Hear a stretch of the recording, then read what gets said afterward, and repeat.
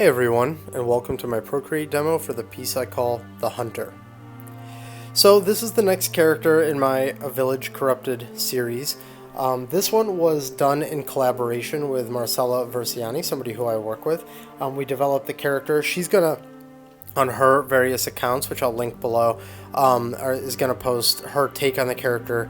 And so she sort of developed it as this character design exercise, and then I took her and ran further with her and brought her to the piece that you see here.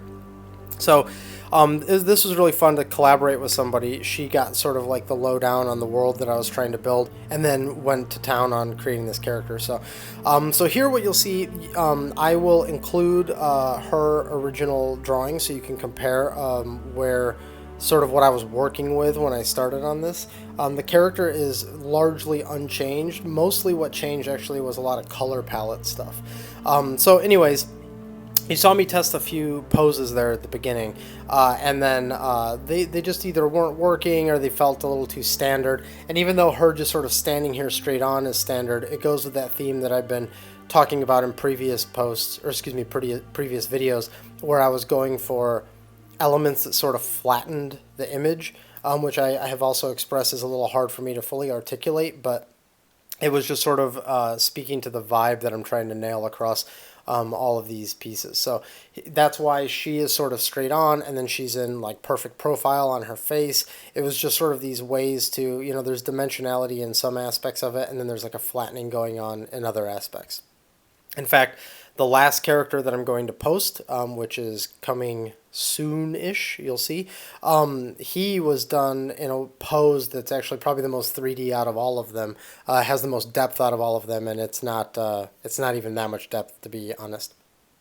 So here, again, you'll see the piece that Marcella did, and what I'm doing now is I'm taking all of the elements that I think work super well in her original design, which is basically all of them, and then I'm just tweaking certain things. One of those aspects is the original design that Marcella did had baggy pants and a couple of other little elements, and I just basically wanted to get like a tighter form and have her feel a little sleek, but that she still has like these big ass belts with pockets on them, and that's to try and contrast her huge demon arm that she has. This character has like a parasitic demon. She's part of a group of hunters that in this world they hunt demons and undead and stuff, but then she unfortunately got infected by a demon and now has to deal with the fact that she has this parasite on her. So the way that I wanted to take it was, since Marcella had already decided on elements like having the big demon arm, I knew I didn't have to necessarily design those all together. So I just focused on her human aspects first, which is what you see here in this rough sketch phase, and then sort of plugging on the demon arm as its own separate design to really try and drive home the fact that these two things don't really necessarily mesh. And then where I'm going to try and bring them together is just in the atmospherics of the colors, but I still, I don't want the demon to have the same color palette as her, so it's just trying to find some ways to like unify it, but then keep them very distinctly separate. So per usual, as always, without error, I have started this with the fat pencil, which is linked below, and this is still done for those of you watching this. I think I'm going to release this Monday, which is the day before Procreate 4 comes out. This is still not Procreate 4 that you're watching. In fact, all of the A Village Corrupted pieces were done in the previous Procreate versions, and then I'm going to release a video before the last A Village Corrupted one that was done in Procreate 4, which will probably come out later in the same week that I release this, just so that people can start seeing some of the Procreate 4 stuff that I've been working on.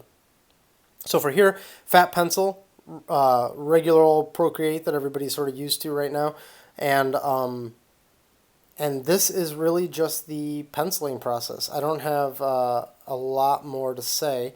I'll let the video just sort of roll, and then when there's design things, I'll mostly talk about her character design going forward. For instance, you'll see she's got all these scars all over her head and neck and stuff, which is actually similar to the way the Battler is, which was the very first character I did for this.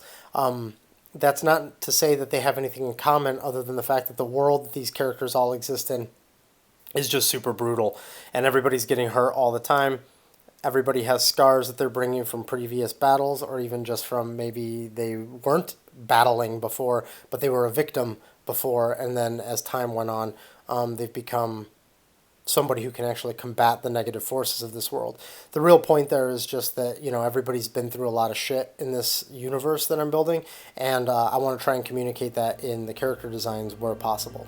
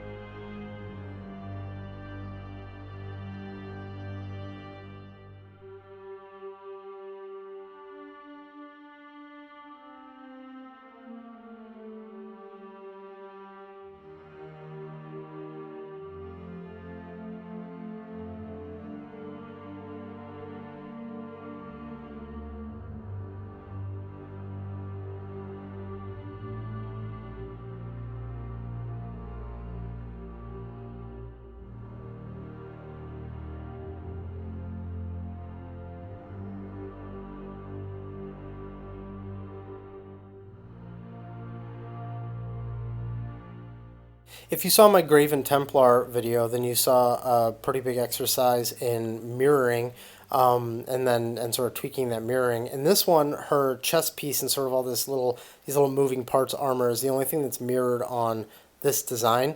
It's the only part of her body that's straight on with the camera and basically has two sides to it. Similar to the Graven Templar, though, you'll see then I go in and I put in scratches, and there are certain aspects that I just draw in fresh this way so that it maintains some asymmetry to it. Similar to her head and neck, her armor has a lot of scars and scratches because she's been through a lot. One of my favorite things to draw, as I've mentioned in previous videos like the Flayer one, is belts and buckles. They're fairly complex, but I think that they can add a lot of interest to a design. And I think that this is a fairly good example. I think that this is a cool design and it works really well. I think that once the belts all get layered in and the pouches all get layered in, it feels really cool. Maybe that's why Rob Liefeld did it so much. I don't know. But I think that having bags and pouches and trinkets and buckles and all that is just really fun to draw, and it can make a design look really cool.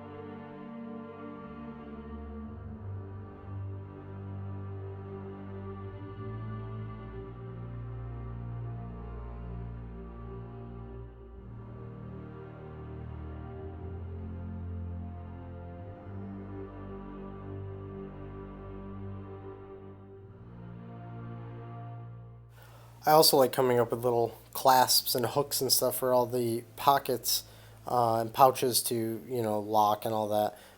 It's kind of cool to come up with, even if it may not be the most practical thing. So this is me essentially wrapping up this belt, and then we're going to move over to her right arm, her still human arm for a second. We come back to the pouches after that.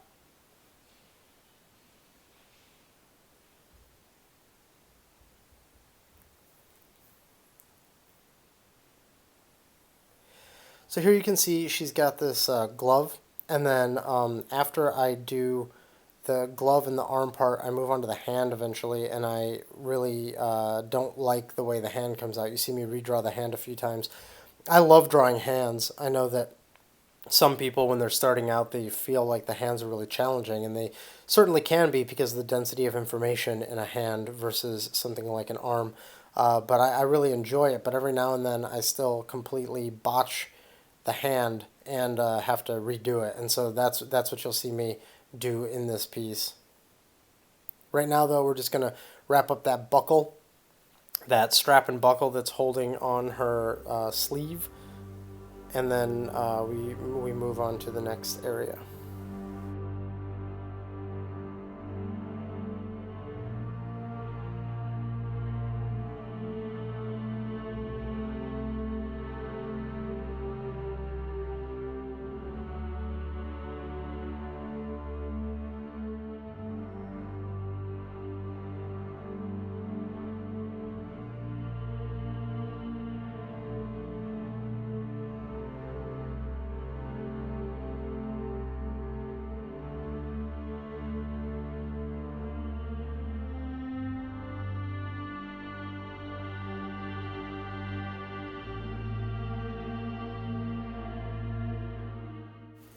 And now we're on to her sort of biggest bag she has on her belt. With similar to the way previous characters were, like the flare, I want to make sure that each one of these things that she has on her is feels like it's unique, like she got it from somewhere, but it still has to feel like it's from the same world or like it's from the same even just town, depending on the background of the character. And so for this, you can see that a lot of the stitching that she has on the bag is similar, but that the clasp has a very different feel to it. Even the decoration of that clasp feels different than that little hook that she's got on the smaller bag. And these are all sort of ways to try and make it, I guess, have some cohesion, but at the same time make each bag feel like it's unique or that it has a specific purpose aside from being, like maybe she doesn't put the same types of things in every bag, and there's a distinct reason for that. Not the most important of details, really, to think about, especially if it's not serving some sort of informational purpose that's already planned for, but it's really more just to get some variety while maintaining consistency in the fact that it all came from the same world. Now we move into the legs. Really, I'm just trapping the sort of biggest shapes right now with the legs so that I can get those all figured out, because there's going to be straps put on those and a chain that hangs down from the belt, the lower belt, and then I need to find out exactly where the hand's landing. So that's really just the purpose of this. I wanted to get her hips and legs figured out so that I could then move on to the rest of it. This here is the failed attempt at the hand. You can see I went in with a lot of confidence thinking that that little ruff was going to be enough for it. And already as I'm in the middle of it, I'm like, shit, this is a really awkward pose for this hand. But I sit with it probably a little bit longer than I should have. Sometimes you're just so busy doing all the line work for it, you're not paying attention to the structure. So at some point here, I'm going to bail on this hand, and then you're see I shortened her last knuckle there, her last aspect of her digit, and then I'm like, okay, this is a mess. So I erase it, and this is where I'm doing now an additional rough to try and solve it, which goes well and then doesn't go well and has some problems and needs to get adjusted. You can see there. There we go. And then finally, this is a much more relaxed, but still, it's a relaxed look to the hand, but it still looks like there's some pull there, you could say, as opposed to being completely limp. It looks like a conscious person's hand in a relaxed pose. So that's really what you're looking for in a pose like what she has here. She's not, gripping her fist with resolution. She's not grabbing a thing and she's not, relaxed where she's just laying down somewhere or passed out. So you're trying to find that happy medium. Honestly, as an artist, you build a lot of things that are sort of out of the box, right? Like the out of the box fist or the out of the box hand, these things that you've sort of drawn a million times and you just sort of do them without thinking. But then every now and then you sort of start going, I'm going to actually try doing this a little bit differently and see what happens. And then you always sort of botch it and you have to rethink it structurally, like you did when you were really trying to figure out the way a hand structure is. And that's essentially what kind of happened in this piece right here. I was like, oh, well, this is a weird angle and this is different and this piece is really large, so I can't just fudge the hand, and I had to think about it more from an anatomical perspective. So now we've got these little armor plates that we've added some scratching on. We've got all the little wrinkly bits of the glove up under that cuff. And now we're moving on to the chain that's coming down from her belt. So this is essentially like a post that's been punctured into the belt to allow her to run a chain, actually however many chains she can fit on that loop, that she can then hang trinkets from. I'm a really big fan of sort of that, I guess the easiest thing to reference is sort of that Hellboy type thing where these humanoids go up against these sort of like demons and things like that, and they're using old myths and old well, I guess trinkets really, to try and battle back the forces of evil. I've always loved that kind of stuff. So I like the idea that she's got this chain, and on the chain she just sort of strings across it a bunch of talismans, and this is the holy whatever that's supposed to whatever whatever. Like that's sort of what's going on here. So, so here I'm doing the chains. Now what I did was I did a single chain link, and then I warped it in a certain way so that I could get the perspective. And then I warped it again so that I could get the other perspective. And then I just did that a bunch in order to link the entire chain together. But that makes it look really mechanical. So I then lowered the opacity on that, and I'm going back through and repenciling it using that as my guide. And then that should create a look where it looks more natural. It looks like it was drawn into the image, but it's all done in a way where I actually have some sort of guidance and some sort of structure, and I'm not just freewheeling it. You can obviously do that with chain link, but I was trying to get this done as efficiently as possible. And in a character like this that has a lot of detail, you're sort of looking for some shortcuts so that you can get the job done, and that's what I did here, basically. Chains are one of my least favorite things to draw, but they're one of my favorite like design elements in any type of a character. So I want them in there, but I don't want to draw them. I've always said that my worst art gig ever would be if I had to draw Spawn. I would talk for hours about how we could get all the chains out of Spawn, and then I'd be totally happy to do that. So now we're just sort of working on some sort of generic talisman type thing, and it's like this, metal with glass in the middle and then like a jewel on it. I don't really know what the hell it is. It was really just sort of put in there because it seemed like it could work. And then we move on to like a vial. I end up changing the shapes that are already there. I end up moving on to a vial that's filled with either blood or a potion or something. It ends up being a red liquid in the end. And then the other thing is it's like a demon claw that has been severed and sort of sealed and then turned into some sort of a trinket. That's what this one is right here. And so this is all trying to reinforce the fact that she's a hunter. She hunts demons and other types of things like that. So even though she's got this big ass demon arm, which you could argue she can use to slash at things and who knows what else, it probably has some untold power contained within it, she still relies on a lot of more, I guess you could say, blue collar techniques. She's not a mystical person by nature, but she's been afflicted with this demon thing. But she still relies on the fact that she's got talismans, maybe some potions, maybe she's got herbs in those pouches that do things. So that's sort of the thing I'm trying to build here, is that she herself is a tactical, prepared, classic sort of hunter, and then plugged onto her is this demon symbiote type thing, and that she doesn't really necessarily rely on that. In fact, she kind of hates the fact that that's attached to her. So she's always sort of battling with that. So now we'll wrap up this demon claw, and then the next thing we're going to do, it's sketched in differently here, but what I end up changing it to is like this vial that's got this sort of metal cap on it, and then glass, and it's got some red liquid in it. And you could argue that it's either like a potion, or it's a collection of some sort of demon blood, or something that she might use again somewhere else, but that's, sort of undecided right now. It's basically just, it just looks like that, and its exact purpose is unknown.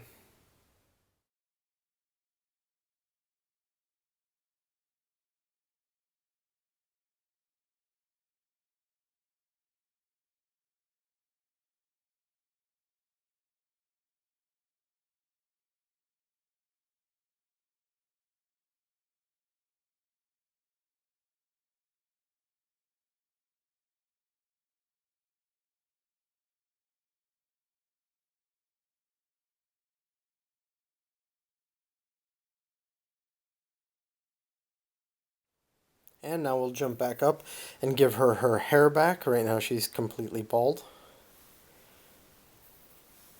This is pretty self-explanatory. I'm basically just, you know, inking, so to speak, or finalizing the lines on exactly what was already there before.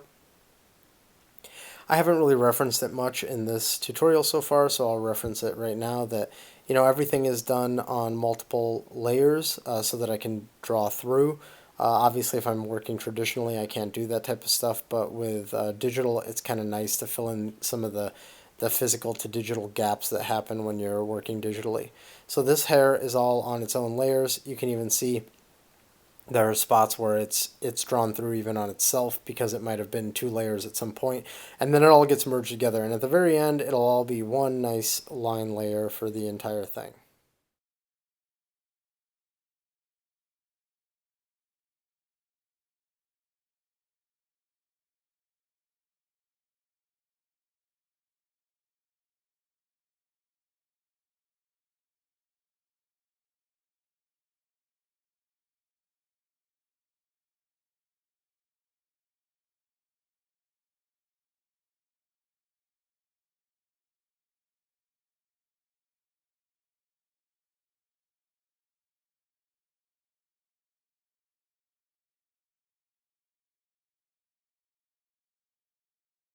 And now let's jump down to the leg and get that band finished around her leg. It's another strap that has just more on it. It's got a slightly different sort of little coupling mechanism on the inside of her thigh, and then it goes to another pouch on the outside of her leg. So again, this is just an exercise in making sure that she looks like she's capable, that she's sort of dressed for utility, and has lots of equipment and little trinkets.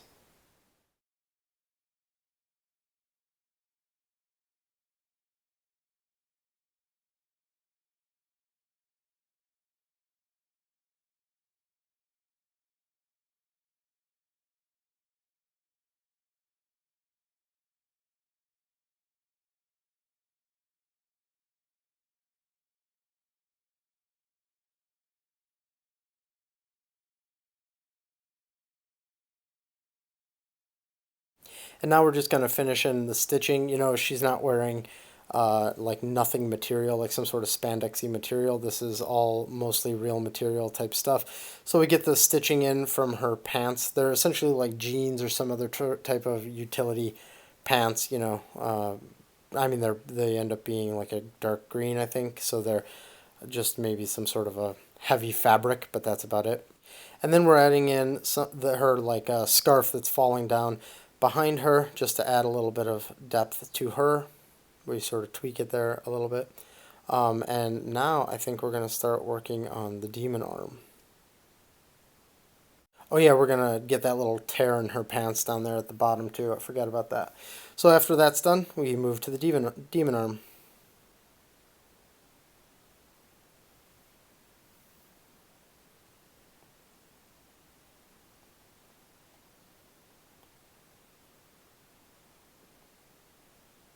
All right, so here we go. So we already have that super rough in there, and now I'm just putting in a cleaner version of it where I'm solving some of the problems. Originally, the rough sketch is just to give an implication of the arm. With something like this, it's super organic and really twisted and warped, so you can mess around with a lot of things and it doesn't have to be perfect.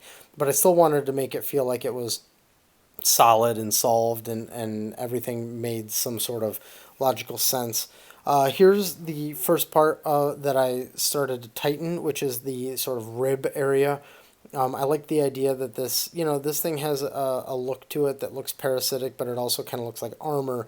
So I wanted to make sure that the part that was around her ribs really looked parasitic, almost like it was grabbing her, and then it was creating this unfortunate little spike sort of coming out of the side. It's not at all practical, and I think that that's kind of what's neat about it. It makes it look like, she's not completely in control of the way this thing grows. Actually, she's not at all in control of it. But some of the other spikes looks like they could be advantageous in some way, but not that one. That one just looks like it would annoy the hell out of you.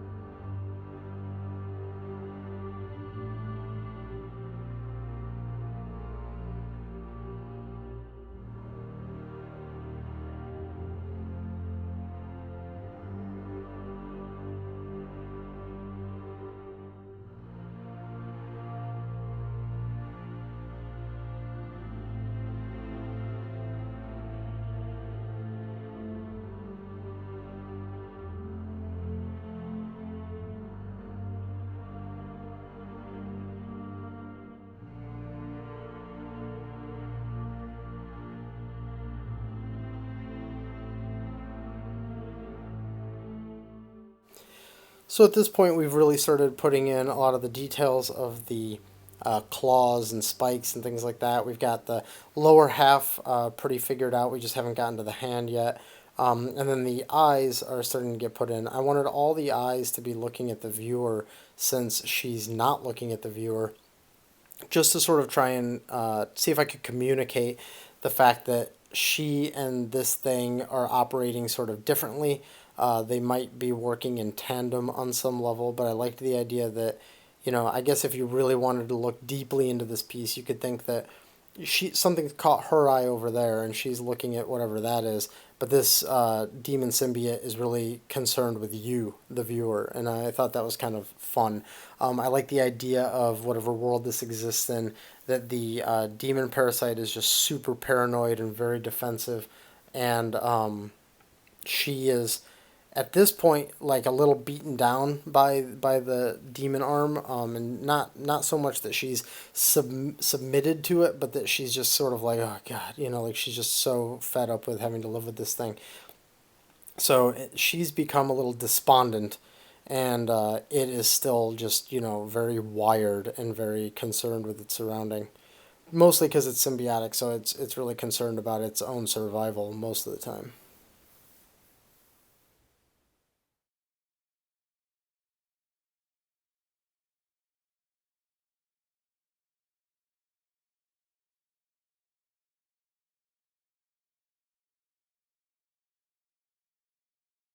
So now we're solving the left demon hand. You can see that the whole arm, her whole left arm becomes a little bit longer than her right arm. I think that the natural assumption is that her arm is in there and everything's fine. I'd like to think actually though that this thing is destroying her arm and sort of pulling her apart, and that if she were to finally get rid of this demon arm, she probably wouldn't have much of anything left anymore over there. So I wanted this arm to be pretty exaggerated, and it could even have like flare-ups and maybe even get more extreme from time to time. So here we are, just putting that arm in, giving it these big craggy bone spiky knuckle things, and then these deep grooves that are in the top of the hand, and it's got claws for the fingers. I like to also rationalize why the demon might be doing this, and why it's conforming to a human anatomy and human purpose, and it's mostly just because I like to think that it's all about its survival at this point. So it builds all of these things around her because it wants to survive and ultimately consume her at some point. But right now it's just doing this to give her essentially a combat advantage for its own survival more than anything. So now we're just going to put in a few extra details here at the end, like there's the rest of her scarf, and then some little pieces falling, some debris. And then I actually take her and duplicate all of her and shrink it so that I can get her in frame. It kind of bothered me that she got out of frame, and I thought that the tight shot wasn't going to be as useful as just getting her all in there. Now we give her her weapon. It's a simplistic sort of mace that she has holstered to the back of one of her belts. And I liked the idea of, with her being all craggy and spiky and having like this sort of sleek appearance on the human side, that I like the idea of having this very simple, almost blackjack type mace that's a bit exaggerated, but it's very straight and very slim, and I would like to think that it's much heavier than you think it's going to be when you first pick it up. And I thought that would be an interesting contrast with all the claws she's got going on with the demon side. So you can imagine she's got this just brutal, blunt force right-handed weapon, and then her left hand being all demony and crazy would be for like slashing and ripping at things, amongst other things, because the demon arm has a lot of surprises packed inside of it. So you can see there it was all drawn on its own layers, and then I erased away. I wanted to make sure that it was perfectly straight in the background, so that's why I did it that way. So now that's the lines. We get to move into the colors now, which, as you guys know, if you've seen the previous ones, the lines are what take the longest amount of work with the style that I'm working in here. And now we get to move into colors, which is much more straightforward and fast. Start with a master flat that I end up using for the entire shape. And in this case, depending on the character, I usually start with their skin as the master flat, and then just build everything on top of that. So that's basically what's happening here. So once we get this master flat finished, which is all being done by drawing with the brush and then dragging over for fill, the drag and drop fill, I then select the lines and then add that as a fill as part of my master flat so that it goes all the way to the lines. Now I do run into a problem in this piece where I'm getting too much bleed due to the raster qualities of the program. and I end up erasing away at the edges so that I don't get too much of a halo effect around the outside lines, but it doesn't happen very often. So you can see there I threw in a little bit of colorization for her scars and her nose and ears and her lips, and then filled in her eyes and hair. Now we're working on the demon arm because I sort of knew where I wanted the demon arm to go. Originally these colors were going to be based 100% off of Marcella's colors, but then as time went on in the middle of this, I sort of changed my mind on certain things because they were working or weren't working based on what I was doing here. So since I knew that I wanted the demon arm to be the most audacious part of her colors and her design. So I started with the fact that I wanted these eyes to be bright orange, and then I went from there. And so you can see that I'll be tweaking a lot of these colors as I fill them in because I wanted her to be relatively muted and then have her arm be a little bit for this series of images that I've done. This is a fairly colorful character, so I wanted to keep her and her side of the illustration really desaturated and low key.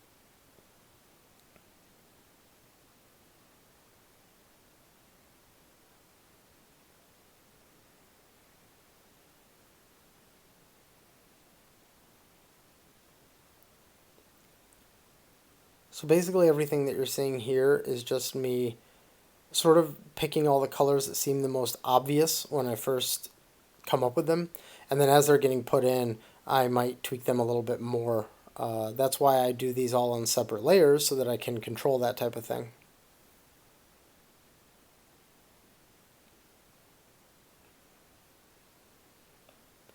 Some of these tweaks, like on her bags, just to get some variation, basically her bags were all put in with the same color, and then using black and white on a separate layer, I basically fill in the tweaks to those colors. So by setting a black to like 5% or a white to like 5 or 10%, I can get some variation in that leather and have it stay fairly monochromatic.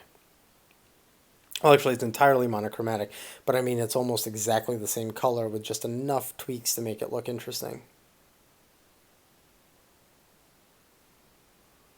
And that's what's going on across the armor as well, and some of the aspects of the metal. Now here I add some extra depth in the arm because I wanted to separate out some of those shapes since that was all the same color. As you've seen in previous pieces, I don't really do a shadow layer on these. Instead, I do these types of bigger, soft, big, wide types of shadows. And it's more for pushing and pulling in a graphic design way than in an actual lighting kind of way.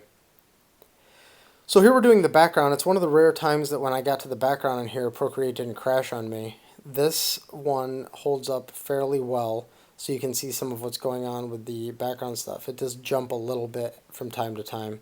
At the end of this, I'm actually going to do a background demo so that you guys can see what that looks like, which is why I'm not spending too much time focusing on it right now. Once you see how I do it, you'll be able to go back to this or any of the previous videos and you'll be able to figure that out, how I did all of them, essentially, because it's really simplistic. So just to keep in theme, I'm going in and adding some of the color adjustment layers, a gradient from the bottom, a little bit of the rim lighting, and it's really just to keep all the images looking like they come from the same world and that they're using the same techniques.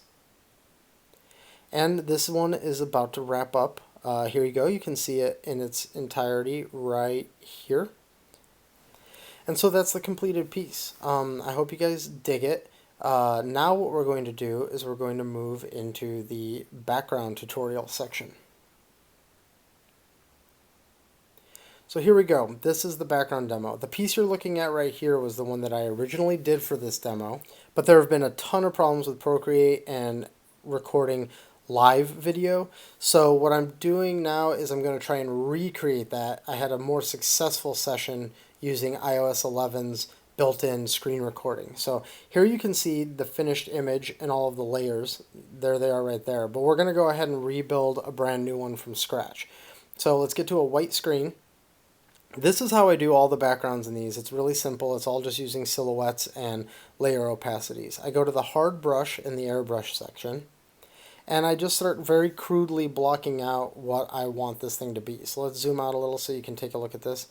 So let's just say I'm just sort of broadly recreating what was in that other one. So here's sort of the shape that I'm going to go with. And then what's going to be within there? Well, I'll do a house just like I did a second ago. So here's the rough shape of a house of some sort that sort of looks like it fits in the world of what I'm doing right now. And I make sure to close it, as you can see right there. Then we're going to add another layer. This is just like, you know, any type of parallax thing you've ever done or seen in a video game. Make sure it goes all the way through so that we've got interesting look there. And then just to give it a little bit of extra depth, we'll do one more layer. We'll sort of do like some mountains. So what we've got here is we've set up foreground grass and stuff, and then we've got a house. Or sorry, not grass. Foreground trees and grass and stuff. Then we've got midground house, background trees, and then very distant mountains. Here's me just making sure that this line was solid because I didn't do that good of a job. And so now here we're going to drop it and fill it. There you go. So it's basically filled enough for this demo. But one thing here is you'll see that there's not a lot of detail. So what I'm doing right now with this little bit of adding leaves and stuff, this is what I would do to make sure that it was actually ready for a real illustration. I'd go in and really make sure that those silhouettes are well defined. Here's another example of how I might do that. Let's say this weird shape over here is some sort of a weirdly shaped tree. So I go in and I put all these little leaves in.